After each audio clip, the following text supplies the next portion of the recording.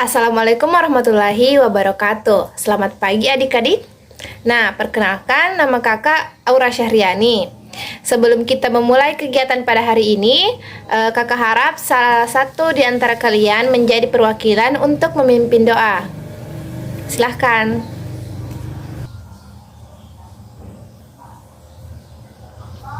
Nah, bagaimana kabarnya hari ini semuanya?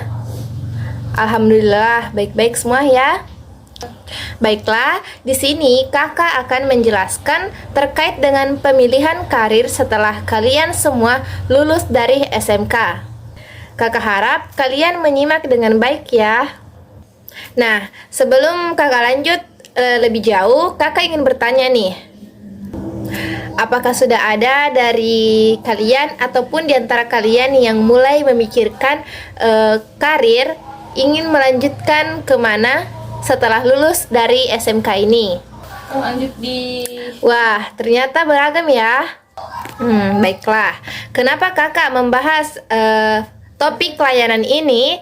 Agar kalian mampu merencanakan dan menegaskan pilihan karir setelah kalian lulus dari SMK mulai sekarang. Nah, untuk selanjutnya kakak harap kalian bisa menyimak dengan baik materi berikut ini. Karena setelah itu kakak akan membagikan tugas yang akan kalian selesaikan ataupun kalian kerjakan. Apakah kalian semua sudah siap? Assalamualaikum warahmatullahi wabarakatuh. Halo semuanya. Di sini saya akan membahas tentang pilihan karir setelah lulus dari SMK.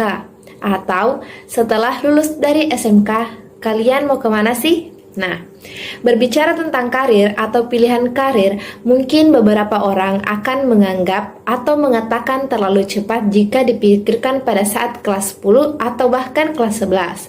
Namun, tak bisa dipungkiri, pemilihan karir harus dilakukan sejak awal pendidikan. Nah, ketika masih SMK, hal ini mungkin belum terpikir dengan jelas, di mana kita masih berfokus untuk belajar materi-materi pelajaran di sekolah dan juga tuntutan harus mencapai nilai tertentu agar lulus ujian akhir nasional. Sekarang, setelah lulus, pertanyaan-pertanyaan tersebut semakin bergema di dalam pikiran. Setelah lulus kelas 3 SMK, euforianya pasti masih terasa, tetapi mungkin tidak berlama-lama karena setelah itu kita akan merasa kebingungan mau kemana sih setelah tamat. Nah, ada beberapa pilihan yang mungkin terpikirkan dan yang dapat kita pilih untuk melanjutkan karir setelah lulus dari SMK. Yang pertama yaitu melanjutkan ke jenjang pendidikan yang lebih tinggi atau kuliah. Bagi sebagian orang yang ingin melanjutkan ke perguruan tinggi, biasanya sejak SMK sudah membuat rencana ingin kuliah di mana dan jurusan apa. Memilih untuk kuliah pastinya tidaklah mudah. Pertama-tama, kita harus menyesuaikan jurusan dengan minat dan bakat serta kemampuan kita sendiri. Kemudian, jika kita belum mengetahui apa yang menjadi minat dan kemampuan kita, mungkin dapat dibantu dengan meminta pendapat guru ataupun tes bakat dan minat yang disediakan oleh lembaga psikologi terapan atau biro psikologi. Perlu diingat, jika ingin melanjutkan studi ke jenjang lebih tinggi atau bangku kuliah, jangan mengambil jurusan dengan asal atau asal ikut teman. Ketika teman ingin masuk ke kedokteran, kita juga ingin masuk ke kedokteran. Padahal selama ini kita lebih sering atau lebih menyukai mengutak-atik komputer. Nah, yang kedua yaitu bekerja.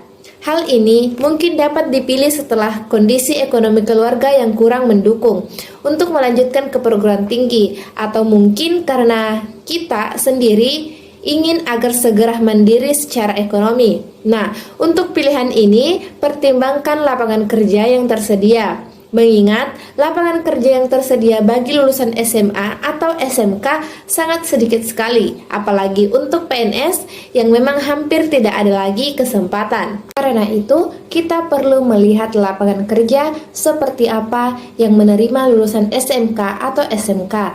Biasanya, yang masih menerima perusahaan swasta adalah untuk posisi customer service, office boy, cleaning service, dan administrasi.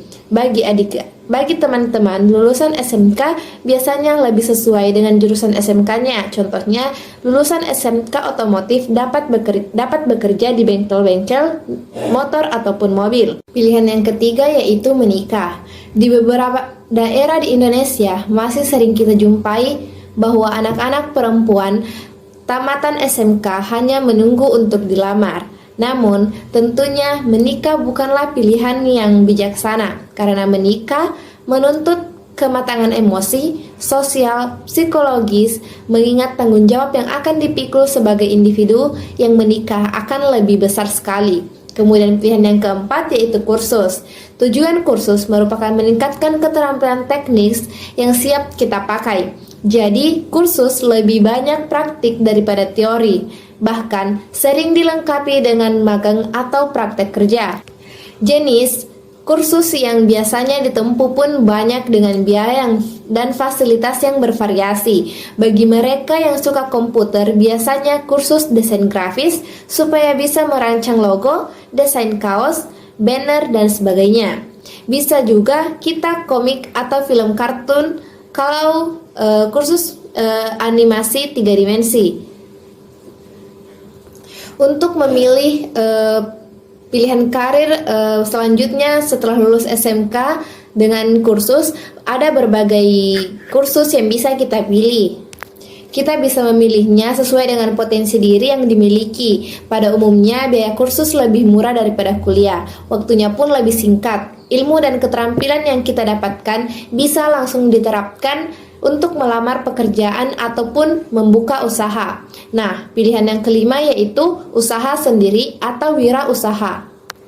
Mungkin masih jarang di negara kita lulusan sekolah terus berwirausaha alias punya bisnis sendiri. Padahal ini bukan hal yang tidak mungkin dilakukan. Kalau punya orang tua pengusaha, biasanya anak akan lebih mudah mengikutinya ataupun menjadi pengusaha. Sayangnya, sebagian besar orang tua berharap anaknya jadi pekerja. Banyak usaha yang bisa dilakukan oleh anak muda zaman sekarang. Orang sering menyebut modal uang sebagai kendala, padahal semestinya tidak. Untuk mulai usaha hanya perlu 1M, yaitu mau. Kalau ada kemauan, pasti ada jalan. Modal uang bisa dicari dari keluarga sendiri ataupun pinjam sana-sini. Tidak semua usaha perlu modal uang sebesar untuk memulainya. Buka usaha bisa disesuaikan dengan minat atau hobi yang kita miliki. Mungkin juga kita suka ngeprek motor, bisa buka bengkel, bikin warnet atau game online, buka distro, kios pulsa, kafe ataupun warung makan, dan sebagainya.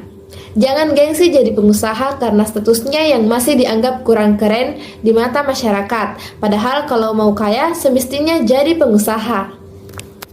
Nah, pilihan yang terakhir atau pilihan yang keenam yaitu pekerja mandiri. Pekerja mandiri artinya kita bekerja untuk diri kita sendiri, tanpa ada atasan dan bawahan. Contoh, pekerja mandiri adalah pelajar les privat, desainer web, pilihan atau pelatih olahraga dan sebagainya. Untuk bekerja mandiri, kita harus mempunyai ilmu dan keterampilan yang memadai.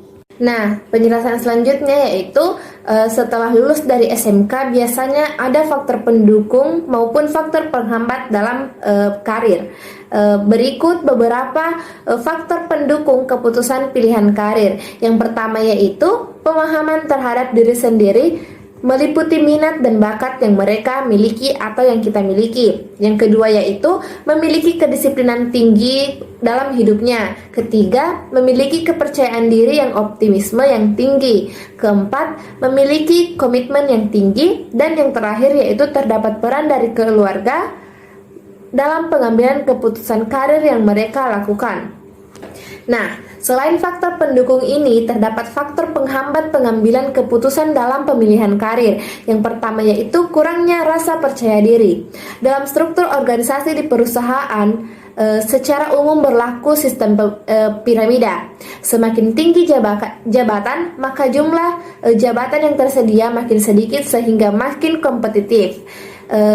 Menghadapi kompetisi untuk mengisi jabatan yang lebih tinggi memerlukan kepercayaan diri yang lebih tinggi. Rasa tidak yakin akan kompetensi diri membuat kurang optimalnya dalam proses seleksi pengisian jabatan. Kemudian yang kedua yaitu kebiasaan dan perilaku buruk. Penilaian-penilaian informasi yang beredar di lingkungan kantor juga bisa mempengaruhi keputusan manajemen dalam menentukan jabatan yang tepat. Ada kalanya seseorang memiliki kompetensi yang murni namun tidak diimbangi dengan sikap kerja keras yang baik, seperti kurangnya rasa tanggung jawab atau sering tidak ada di tempat, malas dan suka terlambat. Nah, ketiga yaitu kurangnya informasi untuk mengembangkan karir. Seseorang kadang tidak memahami jalur karir di perusahaan sehingga kurang fokus untuk mempersiapkan kompetensi pribadinya menuju jalur karir berikutnya yang lebih tinggi. Selain itu, kriteria dan permasyarakatan mendapatkan promosi jabatan sering tidak dipahami. Apakah suatu jabatan lebih tinggi memerlukan persyaratan secara spesifik, pelatihan khusus, lamanya masa kerja dan lain sebagainya. Keempat yaitu tujuan karir dan nilai-nilai yang tidak selaras. Misalkan apa yang kita inginkan dalam 5 tahun ke depan, nilai-nilai apa yang ada harga dalam hidup, apakah yang dianggap penting dalam hidup, apakah selaras mendukung tujuan karir. Jika selaras, maka kita akan memberikan daya dorong yang kuat untuk sukses mencapai tujuan yang diinginkan. Nah, yang kelima yaitu kurangnya kesadaran diri tentang kemauan diri, pengetahuan, dan keterampilan diri. Hal ini menghambat seseorang untuk menentukan atau menemukan tujuan karir yang cocok untuk dirinya. Kecocokan dengan aspirasi kemampuan diri ini sangat penting, menentukan apakah dalam menjalani karirnya seseorang akan mencurahkan secara maksimal atau tidak. Faktor yang terakhir yaitu ketidakmampuan berkomunikasi secara efektif. Masalah terbesar dalam lingkungan serba cepat, beban kerja yang lebih tinggi, informasi membeludak adalah ketidakmampuan berkomunikasi secara efektif. Kesalahan dalam komunikasi terletak pada tidak jelasnya pesan seperti yang dimaksud pemberi pesan. Solusinya adalah luangkan waktu untuk mengkomunikasikan pesan Anda dengan jelas dan efektif. Nah, adapun penjelasan selanjutnya itu persiapan dalam pemilihan karir. Ketika kita diajukan pertanyaan karir yang tepat untuk saya, nah, ada beberapa hal yang harus kita pertimbangkan dalam pemilihan karir. Yang pertama yaitu personality atau kepribadian. Apakah ada kecocokan antara kepribadian kita dengan karir pilihan kita? Hal ini memiliki dampak yang signifikan pada apakah kita menemukan pekerjaan yang tepat yang dapat membuat kita merasa terpuaskan. Ada dua aspek utama yang harus dipertimbangkan, yaitu meskipun karir tersebut cocok dengan kepribadian kita, namun seberapa banyak kita bekerja sesuai dengan preferensi atau keinginan kita. Untuk memperbesar kemungkinan penemuan karir yang cocok tersebut, kita memerlukan refleksibilitas perubahan di luar karir pilihan kita. Nah, yang kedua yaitu motivation atau motivasi. Motivasi ini merupakan salah satu faktor yang paling penting bagi keputusan karir jangka panjang. Temukan pekerjaan yang memotivasi kita, maka kita akan menemukan karir yang tepat. Motivasi yang lebih luas mencakup berbagai topik seperti minat, sense of achievement, atau sesuatu yang memberi kita prestasi, dan faktor motivasi tidak sadar. Nah, yang ketiga yaitu skill atau keterampilan.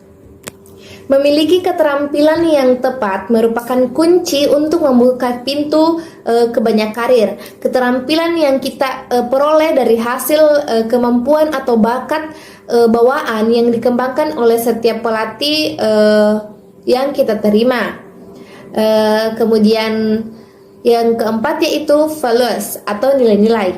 Hal ini mungkin termasuk gaya hidup yang kita inginkan, keyakinan kita, agama, atau panduan etika yang kita ikuti. Jenis organisasi atau orang yang ingin bekerja untuknya, atau produk atau jasa yang kita inginkan berkontribusi di dalamnya. Hal yang harus kita pertimbangkan selanjutnya yaitu constraints atau kendala.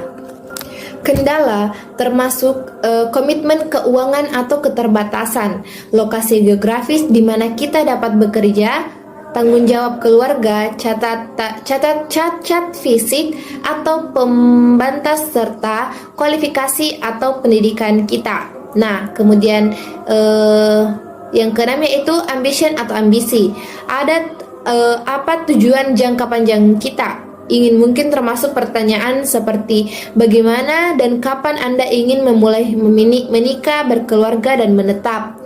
Apakah Anda menginginkan suatu pekerjaan tunggal seumur hidup atau memiliki pilihan untuk mengubah karir? Nah, selanjutnya yang ketujuh atau yang terakhir yaitu opportunities atau kesempatan. Memutuskan apa yang ingin kita lakukan merupakan tidak ada gunanya kecuali ada kesempatan bagi kita untuk mengejar. Kita dapat menemukan peluang melalui tindakan-tindakan seperti mencari melalui iklan atau pekerjaan atau pelatihan kejujuran sponsor. Kemudian pendekatan kepada perusahaan untuk melihat apakah ada jabatan kosong, networking melalui orang yang kita kenal untuk mendapatkan referensi, kemudian menciptakan bisnis sendiri. Nah, bagaimana sih cara sukses dalam pemilihan karir? Memiliki tujuan sukses dalam berkarir tanpa bertindak sama halnya seperti bermimpi di siang bolong. Tidak peduli seberapa besar mimpi kita dalam berkarir, semuanya tak akan berubah menjadi nyata sampai kita bertindak. Berikut 7 kunci sukses meniti karir khususnya bagi para generasi muda seperti berikut ini. Yang pertama yaitu sikap positif. Pelajari cara bersikap yang baik, aspek mana saja yang dalam hidup ini dikendalikan oleh sikap pribadi, bagaimana menentukan sikap sendiri dan apa strategi spesifik untuk mengubah sikap lebih positif. Hati-hati, sikap merupakan kebiasaan permanen dalam hidup, jadi perhatikan sikap kita untuk ingin berkarir dengan lancar. Nah, yang kedua yaitu percaya diri. Pahami cara mengeluarkan potensi diri dengan mengidentifikasi kemampuan dan bakat pribadi. Selain itu, kita juga perlu membangun kekuatan akademis dan minat pribadi agar bisa memanfaatkan semua peluang dengan percaya diri. Kemudian yang ketiga itu kebiasaan positif. Hilangkan kebiasaan-kebiasan negatif dalam hidup dan mulai identifikasi berbagai cara yang dapat membuat hidup kita mungkin mudah dijalani. Ingin kebiasaan positif dapat menjadi salah satu cara mencapai kesuksesan. Kemudian yang keempat yaitu buat pilihan yang tepat. Keseimbangan kehidupan kerja dan pribadi seringkali terganggu saat kita terlalu sibuk di kantor. Lakukan pilihan-pilihan bijak dalam menjaga keseimbangan hidup, mengingat baik karir dan kehidupan pribadi, keduanya penting bagi kita. Kemudian yang kelima, gunakan imajinasi kreatif. Perlu kemampuan kita untuk menyelesaikan masalah dengan menggunakan imajinasi kreatif. Jangan salah, kreativitas merupakan kunci sukses dalam berkarir. Kemudian yang keenam yaitu gigih. Anda perlu menelusuri kemajuan dari berbagai proses yang kita lakukan. Tingkatkan fokus pada apapun tujuan yang ingin kita capai.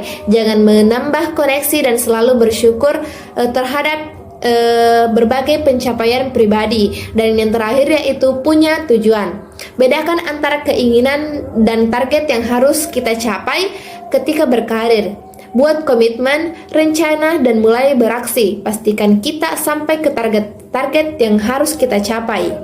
Nah, untuk lebih jelasnya, berikut video yang menjelaskan tentang pilihan karir setelah lulus SMK atau pilihan karir yang ingin kita gapai setelah lulus SMK.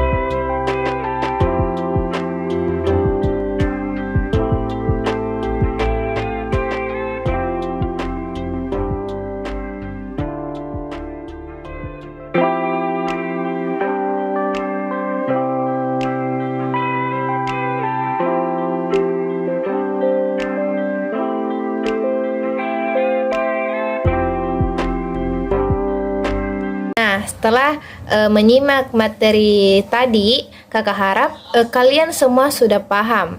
Sekarang kakak akan membagikan lembar tugasnya. Nah, untuk prosedur tugasnya, di situ kalian diminta untuk menyebutkan prioritas pilihan karir. Apa alasan kalian memilih karir tersebut, apa yang menjadi faktor pendukung, apa sih yang menjadi kendala kalian dalam pengembangan karir tersebut, dan bagaimana cara kalian agar bisa sukses dalam menggapai karir tersebut. Baiklah semuanya, setelah menyimak materi dan menyelesaikan tugas tadi, ada yang bisa menyimpulkan apa yang menjadi manfaat dari kegiatan ini? Wah, sepertinya semuanya sangat antusias dan paham ya.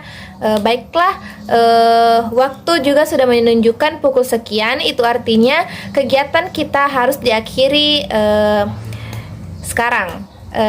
Kakak harap setelah kegiatan ini kalian bisa menerapkan apa yang menjadi atau apa yang telah dijelaskan tadi mulai sekarang. Terima kasih kakak ucapkan. Assalamualaikum warahmatullahi wabarakatuh.